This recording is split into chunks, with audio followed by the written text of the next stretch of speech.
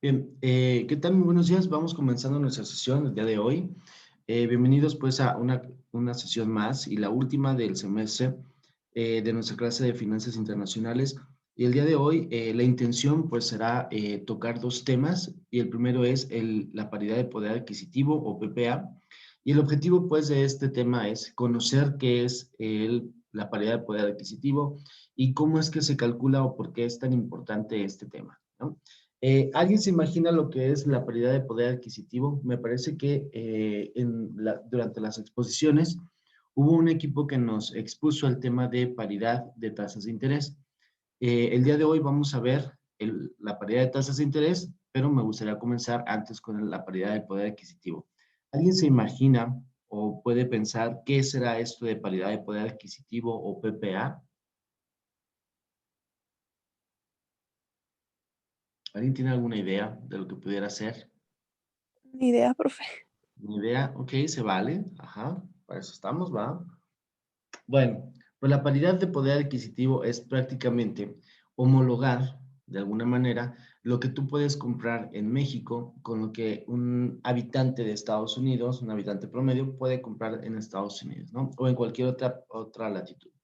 Vaya, de alguna manera es eh, que tu poder adquisitivo, que tus ingresos, te permitan comprar cierto número de bienes. Vamos a decir que con tus ingresos puedes comprar una Coca-Cola, ¿no? Con el ingreso no sé, diario puedes comprar una Coca-Cola y tu despensa, ¿no? Que los mismos artículos que incluyen esa despensa, una persona promedio en Estados Unidos con su sueldo, pues con sus ingresos, pueda comprar exactamente los mismos productos, lo cual no significa que los productos en valor o en moneda cuesten exactamente igual. Significa entonces que tu poder de compra te dé para comprar los mismos productos que un estadounidense promedio, que un mexicano promedio, ¿no? Entonces ahí es donde vamos a tener una paridad de poder adquisitivo, que con lo que tus ingresos te alcanza en términos de artículos, un estadounidense promedio pueda comprar exactamente los mismos artículos o le alcance para exactamente los mismos productos. Entonces, resumen o dicho de manera rápida, eso es lo que significa paridad de poder adquisitivo o PPA. Bien, la paridad de poder adquisitivo o PPA, o bien en inglés Parity Purchase Power, que es PPP, es un indicador económico para comparar el nivel de vida entre distintos países, teniendo en cuenta el Producto Interno Bruto per cápita en términos de costo de vida de cada país. O sea, ¿qué es esto? Pues que en términos de costo de vida, una persona promedio estadounidense, pues puede comprar, vamos a decir, 1 kilo de huevo, harina, pan, una Coca-Cola, no sé, ¿no? Todo lo que le incluiría una canasta básica. Entonces, que sus ingresos, que a lo mejor van a ser de, no sé, $200 al día, pues le alcancen para comprar esos productos cada día, ¿no? Y que un mexicano promedio, que vamos a suponer que gana 100 o 150 pesos al día, pues le alcanza para comprar exactamente los mismos productos.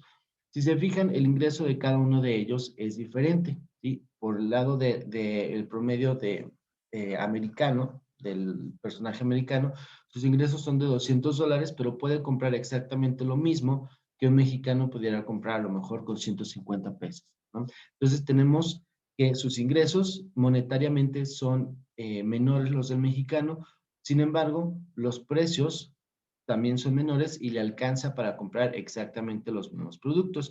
Eso nos hablaría de una paridad de poder de compra. Significa que el nivel de vida de ambos países está equilibrado o es igual. Un mexicano promedio puede comprar exactamente los mismos productos que un estadounidense promedio, que podría comprar exactamente los mismos productos que el mexicano. Entonces, ahí hablaríamos de un nivel de vida comparable o equitativo, ¿no? Sería la paridad de poder de compra. Esta paridad actúa a través de la cuenta corriente. Cuando se quiere comparar el Producto Interno Bruto de diferentes países, es necesario compararlo en una moneda común, ya que cada país mide su producto en su moneda local. Si se fijan, cuando nosotros sacamos los indicadores macroeconómicos, Uno de ellos, pues, es el PIB, ¿no? El Producto Interno Bruto. Y normalmente, bueno, si es en México, pues lo sacamos en pesos mexicanos. Sin embargo, eso hay que transformarlo a dólares, ¿no? Que sería una moneda común para poderlo comparar con otros países. Sin embargo, para poder ser comparable con otros países, tenemos que hacer el PIB per cápita. ¿Qué es esto? Lo que yo genero o lo que cada persona, cada individuo dentro del país aporta al Producto Interno Bruto. ¿Cuánto es lo que tú generas de Producto Interno Bruto individualmente? Y eso lo vamos a llamar PIB per cápita. ¿Por qué lo tenemos que hacer así? Pues resulta que vamos a suponer que México tiene una población, solamente vamos a suponer, de 1.500 millones de habitantes, ¿no? Y su poder y digamos, su Producto Interno Bruto es de 50 millones de dólares, ¿no? Entonces, los 50 millones de dólares, cuando los dividimos entre los 1.000 millones de habitantes, ¿sí? Pues no se nos va a dar por persona, ¿ok? ¿Qué pasa si yo tengo otro país que exactamente produce los 50 millones de dólares, pero su población es por la mitad? Entonces seguramente, bueno, no seguramente, es cierto, el PIB per cápita se duplicará, serán más productivos en aquel país. ¿Por qué? Porque son menos habitantes y el mismo monto de Producto Interno Bruto se debe dividir entre el número de los habitantes. Entonces, podemos inferir que ese país es mucho más productivo que México. ¿Por qué? Porque produce exactamente lo mismo con la mitad de habitantes, ¿no? Será el contrario si nos comparamos a lo mejor con China, que tiene el doble o el triple de habitantes, y a lo mejor, y si suponemos que producen el mismo monto que México, pues entonces serán mucho menos productivos, ¿no? Entonces, para podernos comparar el Producto Interno Bruto de un país con otro, utilizamos el PIB per cápita. ¿Ok? Bien. La teoría de paridad de poder adquisitivo afirma que los tipos de cambio entre las diversas monedas deben ser de tal manera que permitan que una moneda tenga el mismo poder adquisitivo en cualquier parte del mundo. ¿Qué es esto? Un ejemplo. Si con $1,000 se puede comprar un televisor en Estados Unidos, con esos mismos $1,000 se debería poder comprar también en España o en Japón. ¿Ok? ¿Qué es esto? Vamos a suponer y con $1,000 en Estados Unidos nosotros podemos comprar un televisor, ¿sí? Y vamos a suponer que el tipo de cambio es de 15 pesos por dólar, ¿no? Si yo ese mismo televisor lo veo anunciado en fábricas de Francia, bueno, ya no existe, va, en Liverpool, en Best Buy, aquí en México, entonces ese televisor, ¿cuánto me debería de costar? Pregunta para ustedes.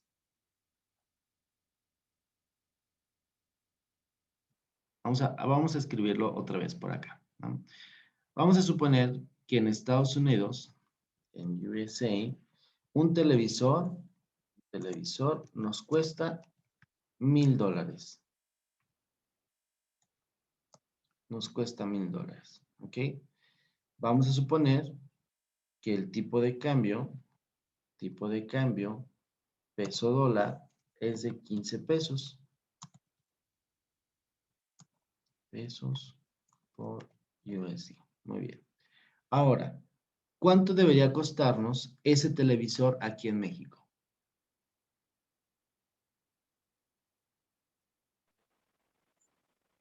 15,000, ¿no?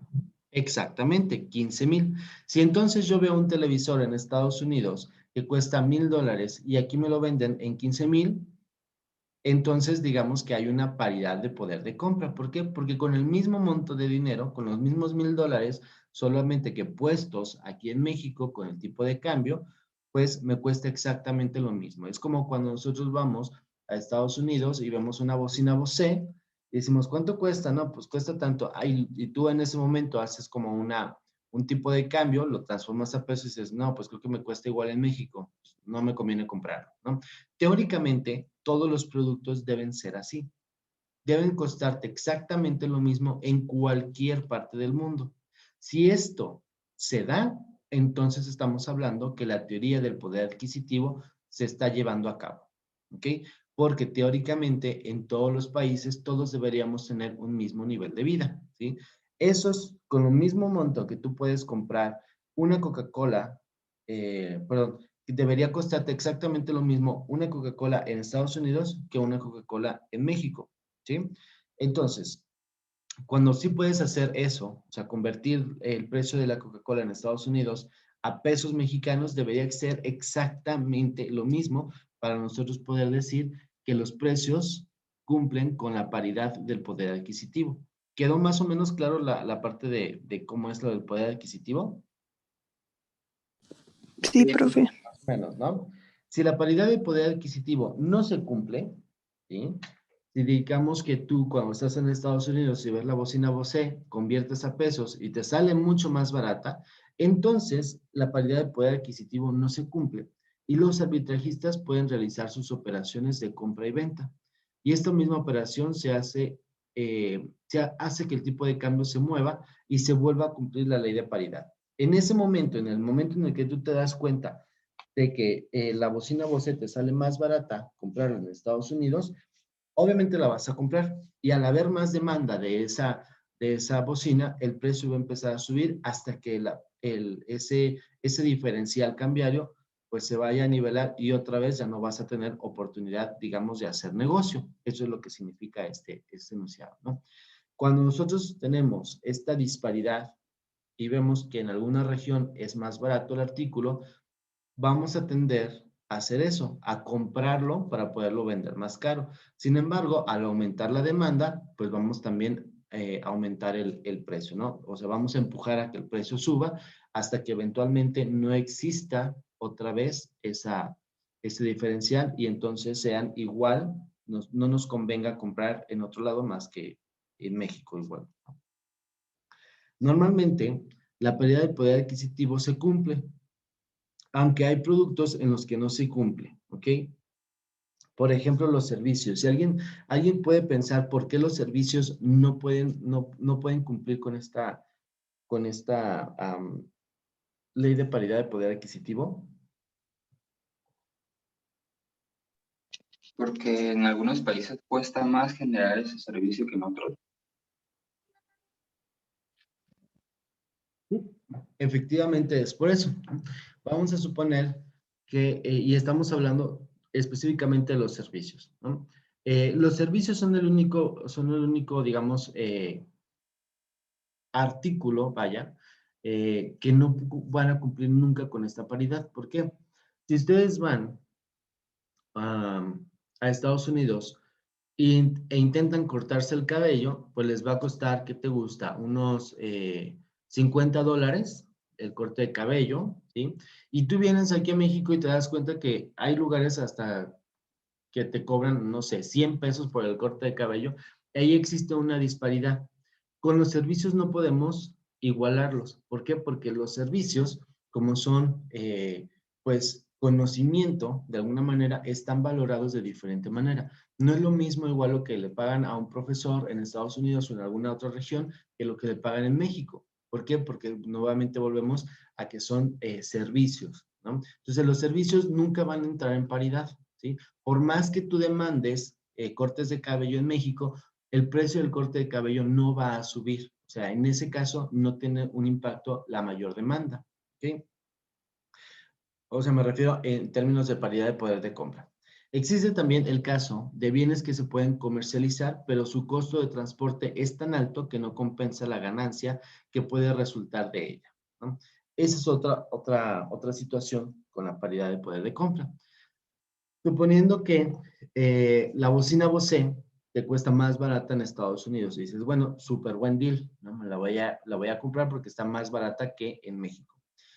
Si tú fueras un comerciante y tuvieras que comprar, bueno, la ves más barata y dices, me sale mejor, la compras y ahora hay que pasarla a México.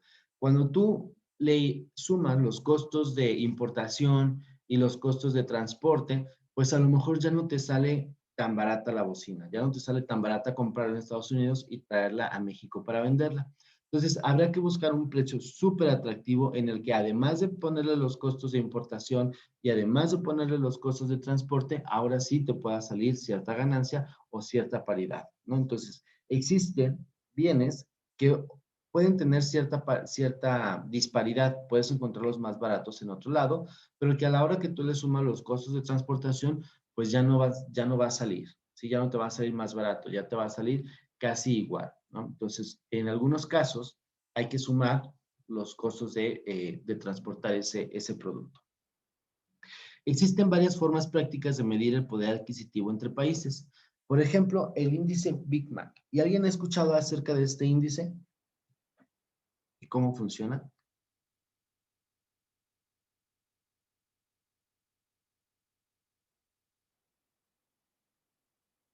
Nope. No, profe. Bien, el índice Big Mac es un índice que trata de comparar el poder adquisitivo entre los distintos países en función de lo que cuesta una hamburguesa de Big Mac de McDonald's, que en todos los países puede comprarse. ¿Okay? El índice Big Mac nos dice, una hamburguesa Big Mac consta exactamente de los mismos ingredientes aquí y en China. ¿Okay? Lleva 2 panes, lleva un trozo de carne que pesa tantos gramos, lleva una rebanada de queso, una rebanada de lechuga y una rebanada de jitomate. ¿Okay? Eso es lo que hace una Big Mac. Entonces, exactamente los mismos ingredientes lleva aquí en México, que en Estados Unidos, que en Japón, que en China, que en cualquier parte del mundo. ¿Ok? Si la Big Mac tiene los mismos ingredientes, teóricamente debe costar exactamente lo mismo en todas las regiones. ¿Qué es esto? Que si en Estados Unidos una Big Mac te cuesta, en USA, una Big Mac, que dejo de escribir, una Big Mac te cuesta $2, ¿ok? Y el tipo de cambio, vamos a suponer peso dólar, está en 15 pesos. Tipo de cambio, ay, no sé qué. Tipo de cambio es igual a 15 pesos por dólar. Entonces en México te debe costar ¿cuánto la Big Mac?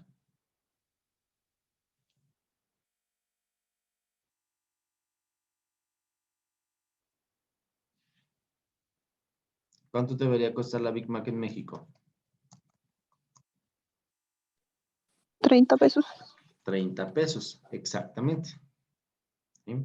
Lo mismo debería costarte en Japón si el yen estuviera, yen japonés, si el yen estuviera, vamos a suponer que está en 100 yenes por USD, ¿cuánto debería costarte una Big Mac en Japón?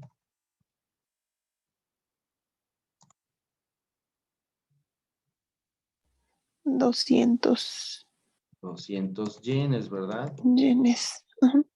Muy bien, exactamente. Así es como funciona la Big Mac o el índice Big Mac.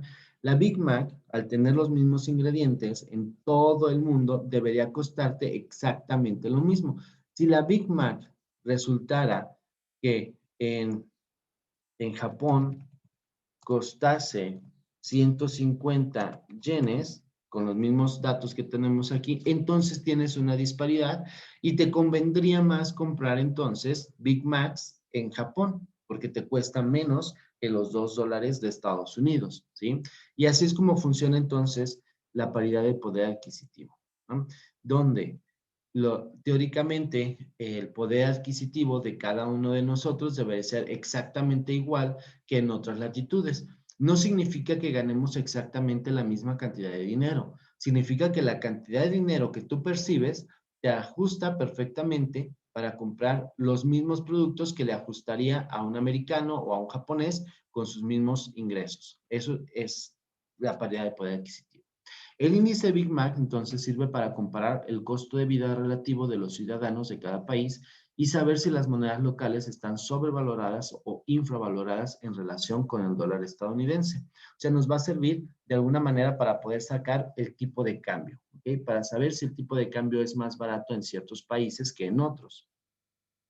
Bajo la teoría de la paridad de poder adquisitivo, el dólar debe de poder comprar la misma cantidad de bienes y servicios en todos los países.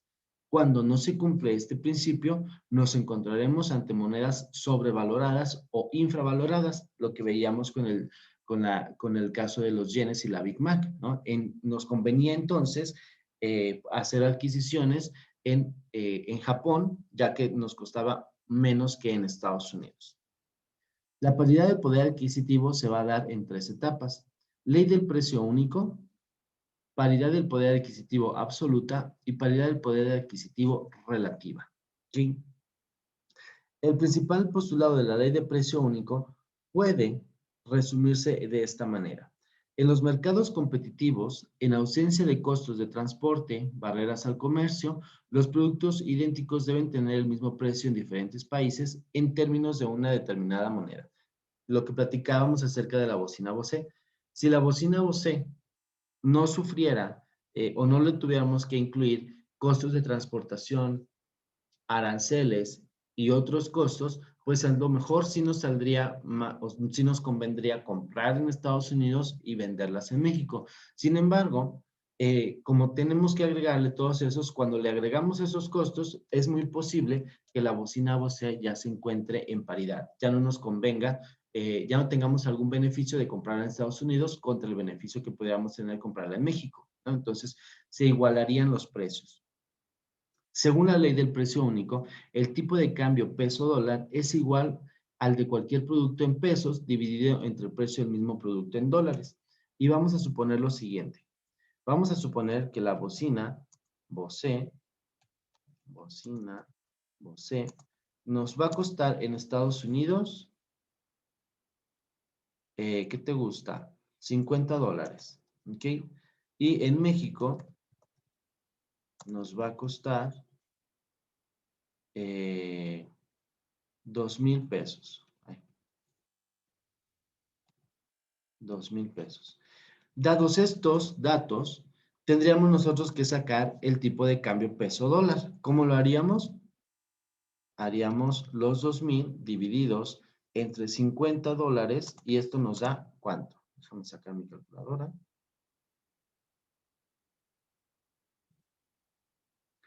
Nos daría 2,000 pesos entre los $50 me daría a 40 pesos por dólar, ¿sí?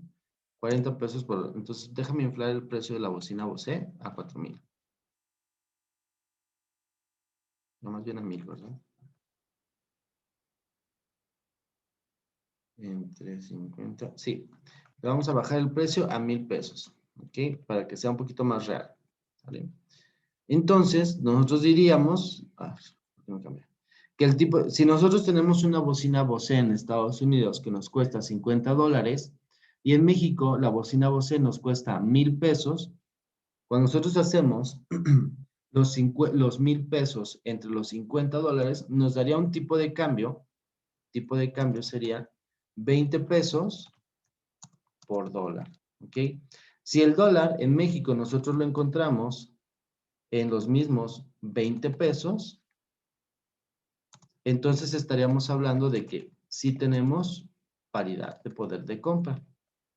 Si nosotros en México el tipo de cambio lo encontramos en 18 pesos, entonces no hay una paridad y podríamos decir que efectivamente entonces nos sale más barato comprar en cierta región que en otra, ¿ok?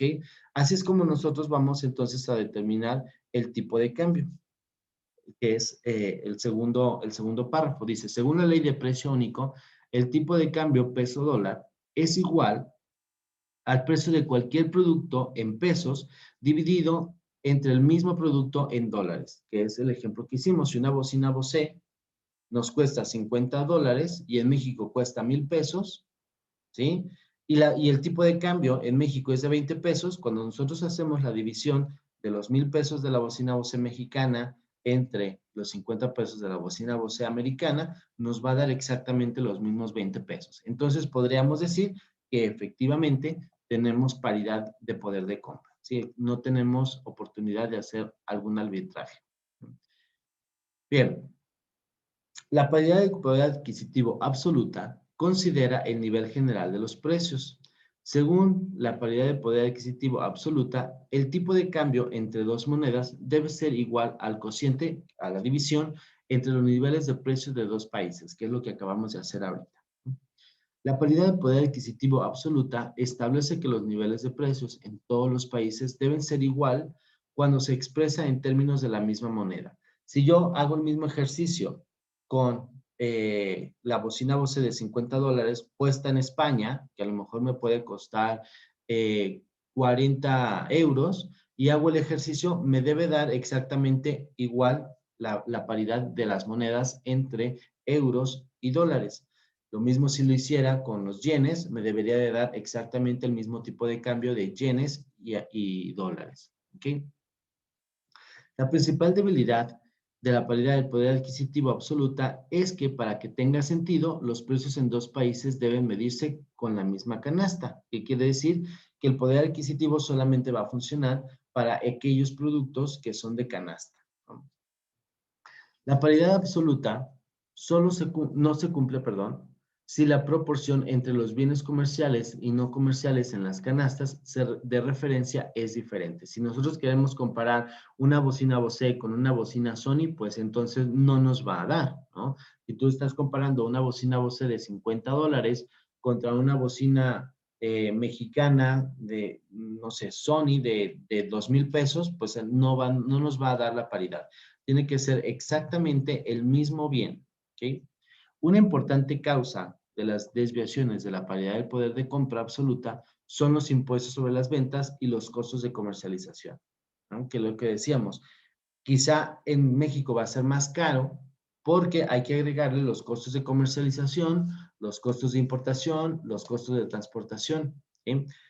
Y a lo mejor si nosotros tuviéramos una bocina o una fábrica de Bose aquí mismo en México, podríamos a lo mejor tener acceso a un precio más bajo porque no tendríamos que agregarle los costos de importación, ¿no? Entonces, ahí es donde podríamos encontrar ciertas desviaciones. La fuente más importante de los sesgos en la medición del nivel promedio de los precios son las siguientes. Sesgo de sustitución. Los precios no toman en cuenta las mejoras en la calidad de los productos. Existen problemas con la incorporación de productos nuevos en la canasta. Y en periodos de estacionamiento o recesión hay muchos descuentos y promociones, ¿no? Entonces, esos son los sesgos más importantes por los que puede no haber cierta paridad. Número uno, el sesgo de sustitución. Que exista un producto por el que nosotros lo podamos sustituir y que entonces el precio tenga que bajar para poderse compensar, ¿no? Por ejemplo, si existiera una bocina Sony muy similar a la Bose en México, solamente en México, entonces cuando llegue Bose al mercado mexicano, Bose tendrá que bajar sus precios para poder competir con la misma calidad que tendría la bocina, vamos a suponer Sony, más barata, ¿no? Y ese sería un sesgo de sustitución. El punto número 2 dice, los precios no toman en cuenta las mejoras en la calidad de los productos. Si sale un producto de mejor calidad, ¿sí? Obviamente va a ser el precio más caro, ¿no? Número 3, existen problemas con la incorporación de productos nuevos en la canasta. Es muy posible que no tengamos aquí disponible una bocina Bose con la cual podamos hacer la comparación de la bocina Bose en Estados Unidos contra lo que hay disponible aquí en el mercado mexicano. Y finalmente, el punto número 4, si nosotros viéramos, por ejemplo, hay bocinas o hay productos que salen del mercado mucho más rápido, ¿no? Y generalmente pasa eso en Estados Unidos. Cuando nosotros vamos a Estados Unidos, hay ciertos productos que ya están en rebaja o ya están en oferta en Estados Unidos, pero que aquí en México apenas está haciendo su lanzamiento, ¿no? Y es cuando nosotros podemos encontrar esta disparidad o esta oportunidad de comprar más barato en otra región. Dice aquí, cuando hay alguna recesión o cuando hay muchos descuentos, puede no darse esta paridad de poder adquisitivo, ¿no? Y puede darse que en Estados Unidos me salga más barato, dado que allá ya están retirando el producto para lanzar uno nuevo y aquí en México apenas están lanzando el primer producto, ¿ok? Entonces, esos son los sesgos que podemos tener. La paridad de poder adquisitivo relativa no se refiere a los niveles de precios, sino a la ausencia de su tasa de cambio. La tasa de crecimiento de los productos obviamente se llama inflación, ¿no? Cuando los productos están subiendo cada vez más de precio, les llamamos que están teniendo más inflación. Según este enfoque, el tipo de cambio debe ajustarse a la diferencia de tasas de inflación entre los dos países. Si el producto está subiendo más por la inflación, seguramente que el tipo de cambio pues también va a subir. ¿Esto para qué? Para poder dar cierta equidad a los productos. Eh, en términos generales, la desviación de la paridad de poder adquisitivo se puede explicar mediante los siguientes factores. Las barreras al comercio y costos de transporte, o sea, cuando nosotros no tenemos esta paridad, puede ser por los costos de transporte y las barreras arancelarias, las prácticas monopolísticas y oligopolísticas, donde acaparan el mercado y si son los únicos que venden ese tipo de producto y que no hay producto sustituto, pues pueden ponerle el precio que quieran, o sea, pueden subir el precio y ya no haber esta paridad de poder adquisitivo. La poca confiabilidad del cálculo de la inflación en algunos países y finalmente lo inadecuado de usar el índice de precios al consumidor para medir la competitividad internacional de un país. Me voy a brincar un poquito porque tenemos que ver el otro tema. Y eso ya lo vimos. Bien, la relación de paridad más importantes en las finanzas internacionales es la paridad de las tasas de interés y la paridad del poder adquisitivo, ¿sí? Que son las relaciones de paridad que son, digamos, más básicas, ¿no? La primera, la de tasa de interés, la vamos a ver a continuación, y la de poder adquisitivo, que es tal cual, cuánto es lo que me debería costar el mismo producto en diferentes puntos del mundo, ¿no? Y la paridad de tasas de interés como ya lo comentábamos en su momento, la sesión pasada, o en la que se expuso, es precisamente que sea la misma tasa de interés aquí en México que en Estados Unidos por la misma inversión, ¿no? O en otra parte del mundo por la misma inversión. Otra paridad que también es importante es la paridad de poder adquisitivo de las expectativas, que señala que la tasa de crecimiento del tipo de cambio esperada en el futuro debe ser igual a la diferencia de tasas de inflación entre los dos países. ¿Qué es esto? Que si mi tasa de expectativa de poder adquisitivo es hacia arriba, ¿sí? O sea que voy a tener más poder adquisitivo, cuando yo traigo los flujos de efectivo, digamos, al presente, en otro país debo descontarlo con una tasa de inflación, ¿sí? Suficientemente alcanzable para que ambos países puedan adquirir la misma cantidad de productos. Y el número 4 es el efecto Fisher, donde las expectativas de crecimiento del tipo de cambio se ajustan a la diferencia entre las tasas de interés de las dos monedas. ¿Qué es esto? Que al final de cuentas nos debe dar exactamente lo mismo. ¿Ok? Nos debe dar exactamente el mismo rendimiento en ambos países. Tenemos el número 5, que es la teoría de las expectativas racionales, donde dice que el tipo de cambio forward debe ser igual al tipo de cambio spot esperado en el futuro. Cuando nosotros, recuerdan, cuando nosotros vimos este tema de los forwards, nosotros decíamos, bueno, véndeme el dólar, ¿sí? Un contrato forward de dólares, véndeme el dólar dentro de 6 meses a determinado precio, ¿no? Si nosotros digamos, calculamos el tipo de cambio spot con una tasa de interés o con un rendimiento esperado, con un crecimiento esperado, al mismo plazo al que vamos a hacer el forward, teóricamente el forward y el tipo de cambio spot calculado en el futuro debería ser exactamente lo mismo. ¿Sí? No debería haber ganancia, pero tampoco pérdida. Y finalmente, la otra teoría de paridad en finanzas internacionales es el Fisher abierto, que significa que las diferencias entre las tasas de interés deben ser iguales a las diferencias de tasas inflacionarias. ¿Qué es esto? Que si el banco cada mes te ofrece un poco más de rendimiento, pues la tasa de inflación seguramente también va a crecer más o menos en ese mismo porcentaje. ¿Por qué? Para que se equilibren las tasas. ¿Ok? Eh, bueno, ya vimos el ejemplo. El ejemplo que vimos con las bocinas Bose nos puede funcionar perfectamente, ¿no? Bien, ¿dudas acerca de la paridad de poder adquisitivo?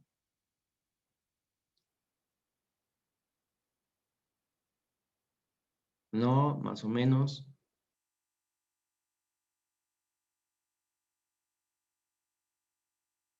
Más o menos. ¿Todo bien?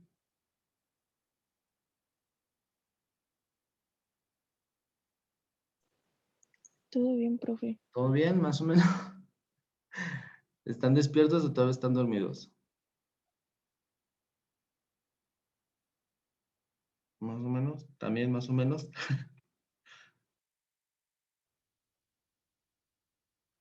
Bueno, vamos a ver la paridad de tasas de interés ahora,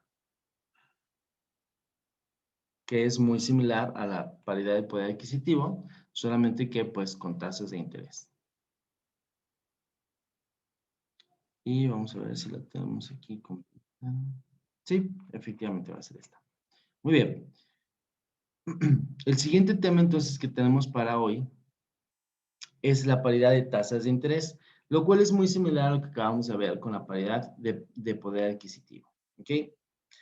Sin embargo, para la paridad de tasas de interés, nosotros vamos a decir que una inversión que tú puedes hacer aquí en México, si tú lo conviertes a dólares, ese mismo monto, y te lo llevas a Estados Unidos y lo pones a trabajar en algún fondo de inversión, en algún banco, al final debería darte el mismo rendimiento que si tú lo hubieras dejado aquí en México. Y eso es lo que significa la paridad de tasas de interés.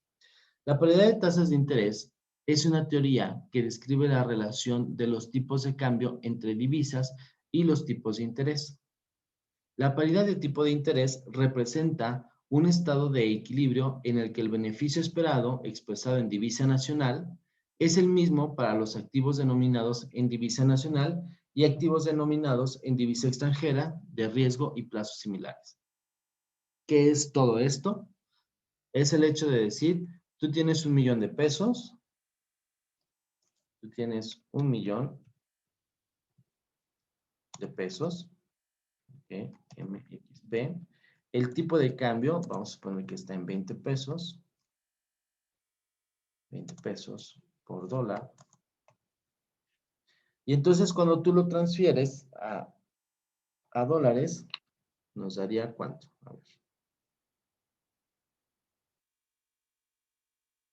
$50,000. Esto nos daría que es igual a 50,000 USD. ¿Ok? Vamos a suponer entonces que tú tienes $1,000,000 mexicanos para invertirlos. Lo que es lo mismo que si tú los conviertes a dólares, $50,000. ¿Ok? Si tú entonces, con esos $1,000, digo, con ese $1,000,000, obtienes, vamos a suponer, un rendimiento en México, vamos a suponer que te dan de rendimiento 200,000 pesos al año. ¿Ok? Y en Estados Unidos te dan un rendimiento al año de $10,000. ¿Ok?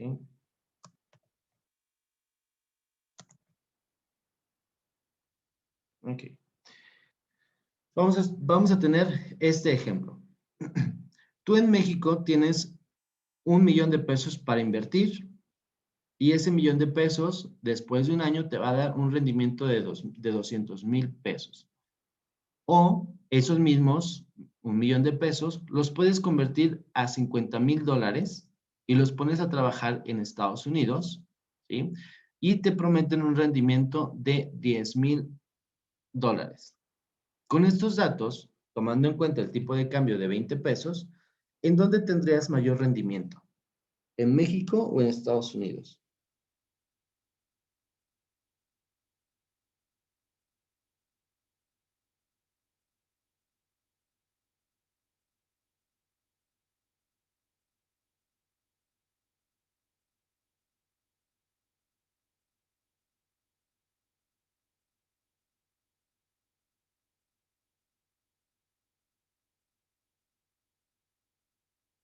¿Qué opinan? ¿Dónde tendrías mayor rendimiento? ¿En México o en Estados Unidos?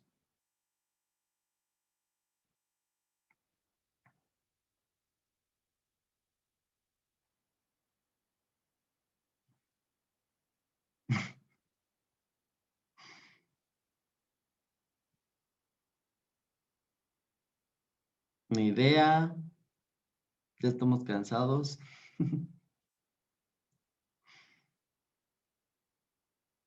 Hablen, opinen algo.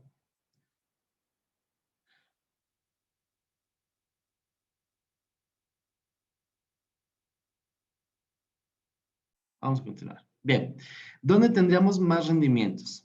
¿En México o en Estados Unidos? Vamos a ver cómo le hicimos primeramente, ¿no? Si yo en México tengo 1,000,000 de pesos, ¿ok? Con un tipo de cambio de 20 pesos, y yo lo convierto a dólares, haría yo esta operación. 1,000,000 de pesos entre los 20 pesos por dólar, entonces yo tendría igual a $50,000. ¿Estamos hasta aquí de acuerdo? Así Sí. fue como nosotros llegamos a nuestra inversión en Estados Unidos. ¿Ok? Muy bien. Si en México, después de un año, me van a dar 200,000 pesos de rendimiento, ¿sí? Los 200,000 pesos de rendimiento que tenemos aquí, y vamos a suponer que el tipo de cambio no cambió. El tipo de cambio se permaneció en 20 pesos. Ok. Con los $50,000 me están prometiendo $10,000 de rendimiento. ¿Ok? ¿Dónde me convino más invertirlo? ¿Dónde me están dando más rendimientos? ¿En Estados Unidos o en México? Si yo convierto, vamos a convertir, si yo convierto a dólares mi rendimiento, como para comparar dólares con dólares o pesos contra pesos, ¿cuánto crees que me da aquí?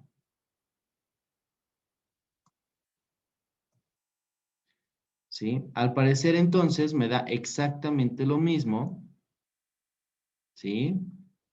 La inversión de 1,000,000 de pesos que la inversión que yo voy a hacer en 1,000,000 de pesos en México que la inversión que yo voy a obtener o que yo voy a hacer en dólares en Estados Unidos. ¿Por qué? Porque en ambos casos, ¿sí? Me está dando exactamente lo mismo de rendimiento, solamente que en pesos o en dólares. Entonces, no tengo un beneficio de llevarme el dinero a Estados Unidos, ¿ok? Si a lo mejor aquí el rendimiento que me va a dar en Estados Unidos es de $20,000, a lo mejor aquí ya tengo un cierto rendimiento. ¿Por qué? Porque si yo divido lo que me van a dar en México, que son los 200,000 pesos, y los convierto a dólares, me va a dar $10,000 y yo estoy viendo que en Estados Unidos me van a dar $20,000, pues entonces me conviene más hacer esta operación. ¿Estamos de acuerdo? Sí, profe, ya más Más o entendí. menos, más o menos. Bueno, si nos da exactamente el mismo rendimiento en Estados Unidos que en dólares, entonces yo tengo una paridad de tasas de interés. Significa que no voy a tener ningún beneficio de hacer mi inversión aquí contra hacerla en otro lado del mundo, en este caso en Estados Unidos. Si entonces yo tuviera un beneficio, como lo hicimos aquí con los $20,000, entonces no tengo una paridad de tasas de interés y hay oportunidad de hacer negocio. Perdón, hay una oportunidad de tener un rendimiento, ¿verdad? Muy bien. Eso es como la base de esto. ¿Sí? Bien. El uso de la paridad de tasas de interés se utiliza con la finalidad de que el capital de los grandes fondos de interés obtengan mayor rendimiento con el nivel de riesgo, pues el objetivo de este tipo de operaciones es obtener una ganancia por la inversión en bonos que se realizan. Para el caso de México se utilizan los CETES y en el caso de Estados Unidos los T-bills. Bueno, el uso es prácticamente obtener un mayor rendimiento donde no exista una paridad de tasas de interés, ¿sí? Donde podamos obtener más beneficios si nos llevamos el dinero a invertirlo a otro lado. La teoría de paridad de tipo de interés parte de varios supuestos como base. Uno, la movilidad del capital. ¿Qué es esto? Que nosotros podamos llevar nuestro capital, nuestros pesos mexicanos, los podamos llevar a Estados Unidos a invertir. Esa es la movilidad de capital. Dos, la sustitución perfecta. Que los activos nacionales y extranjeros de riesgo y plazos similares son totalmente sustituibles entre sí. ¿Qué es esto? Que yo puedo meter mi dinero ya sea en T-bills o en CETES, que sería como el mismo instrumento, o que yo lo pueda meter al banco a un año, igual que aquí en México, a un banco a un año, ¿sí? O sea, que yo tenga el mismo instrumento de inversión tanto en Estados Unidos como en México. Así es como podemos hacer una comparación. De otra manera, pues no. Para que pueda operar la paridad de tasas de interés, un país necesita tener un régimen cambiario de libre flotación, un mercado de dinero líquido y eficiente, una cuenta de capital abierta y un sistema financiero sólido, y una moneda que cotice en el mercado de futuros. ¿Sí? Entonces, esos son los 4 requisitos que nosotros necesitamos para que se pueda operar la paridad de tasa de interés. Violación de la paridad de tasas de interés. Las explicaciones de estas se pueden clasificar en 2 categorías. Premio de riesgo, que está dado por la fluctuación de tipo de cambio. ¿Sí? Por ejemplo, un inversionista que desea mantener activos denominados en moneda extranjera para luego convertirlos a la moneda local, está afrontando el riesgo que se va a ver compensado por un premio de riesgo. ¿Sí? El riesgo va a ser el tipo de cambio. Me voy a brincar un poquito esto para ver ahora sí la fórmula. ¿Ok?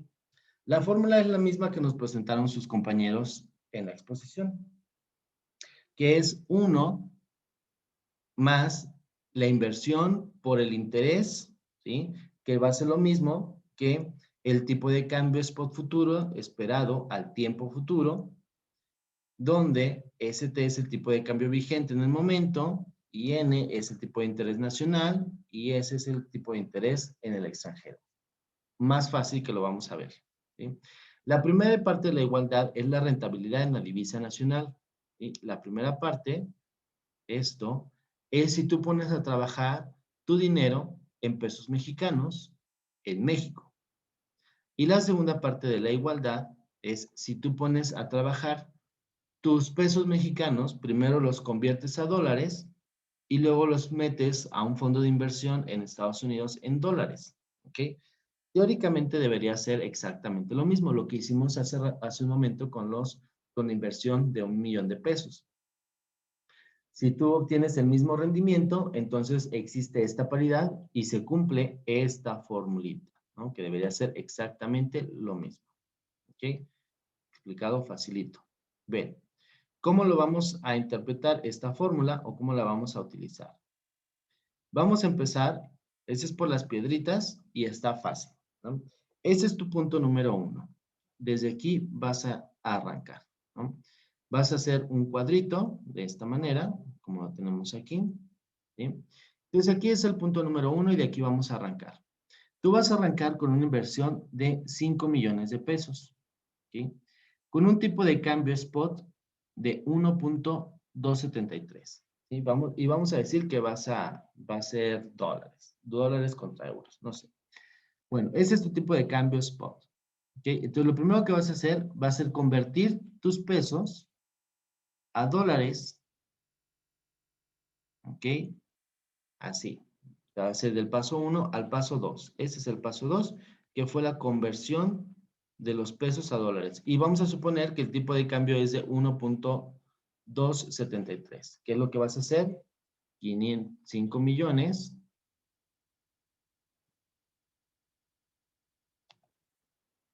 entre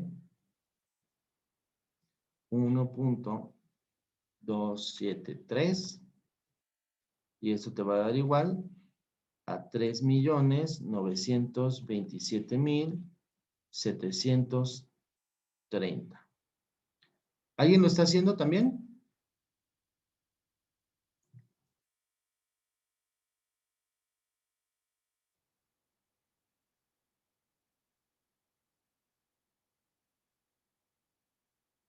¿No? Ok, bueno, seguimos pues.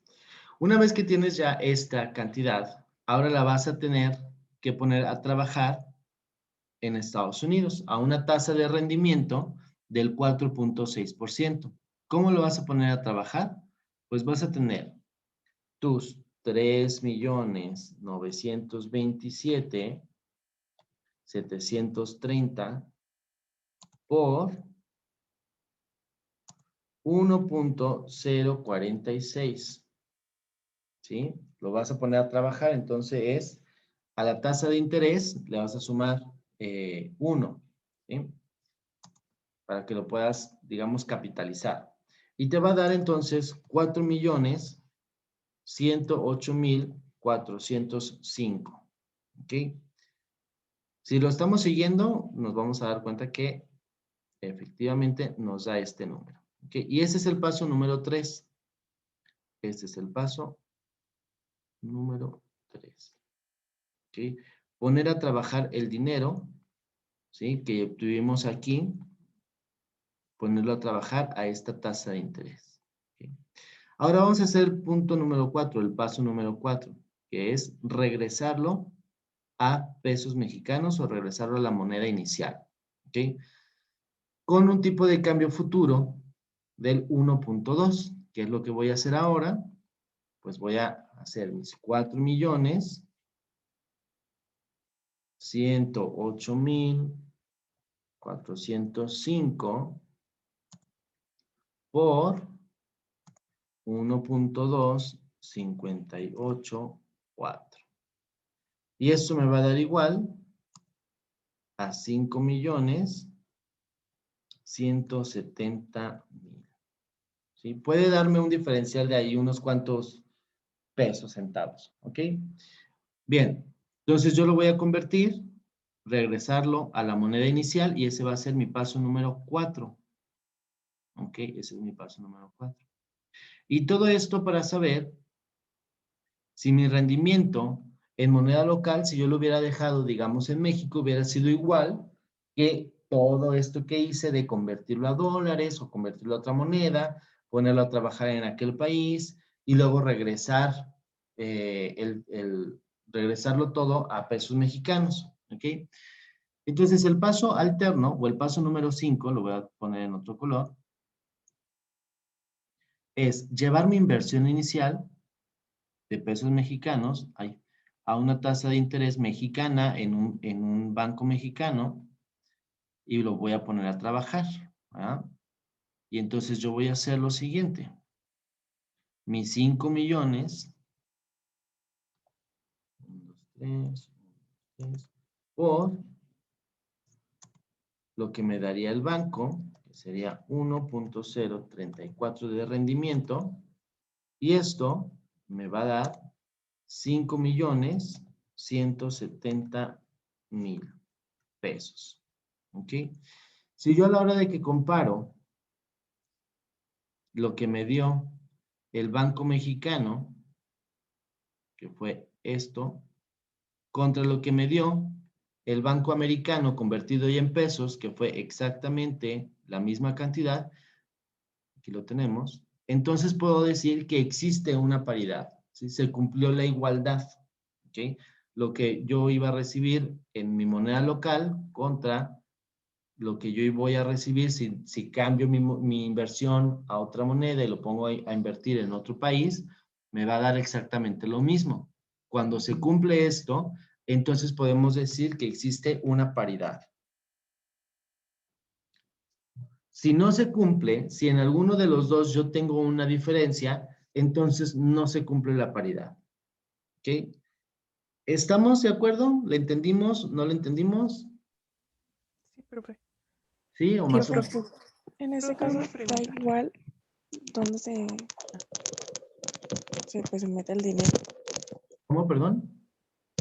Que en ese caso da igual dónde entre el dinero o si hay... Exactamente. En este caso, da igual si tú pones a trabajar tu dinero en México que en Estados Unidos. ¿Ok? Bien, muy bien. Entonces, más o menos quedó entendido, ¿ah? Vamos a ver si tenemos ejercicios. No tenemos ejercicios. Bueno, me estoy yendo rapidito con este ejercicio, ¿ok? Me estoy yendo rapidito, ¿ok? Bien, vamos a platicar ahora, vamos a dejar aquí lo de la paridad de tasas de interés, pero necesito que ustedes ahora me expliquen con sus palabras la paridad de interés, paridad de tasas de interés y la paridad de poder adquisitivo. A ver, ¿quién quiere participar y nos ayude a explicar?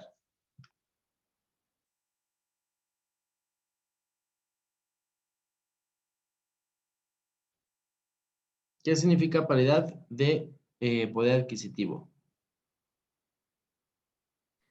Cuando en cualquier país puedes comprar lo mismo al mismo precio. Que tus ingresos te alcanzan para comprar los mismos productos, ¿verdad? Muy bien. ¿Qué significa la paridad de tasas de interés?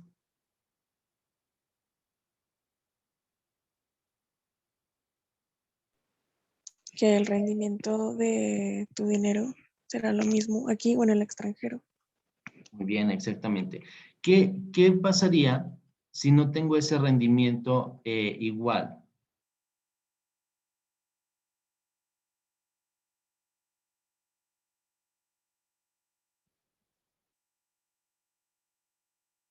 ¿Qué pasaría o sea, ¿qué harías tú si existe más rendimiento en otro lado? Pues entonces no habría paridad, ¿no? Entonces no hay paridad y tú tienes oportunidad entonces de llevarlo y de hacer negocio o de tener más rendimiento en otro lado, ¿verdad? Muy bien. Sí, profe. Bueno, ok, perfecto. Más o menos quedó entendido el tema, ¿ok?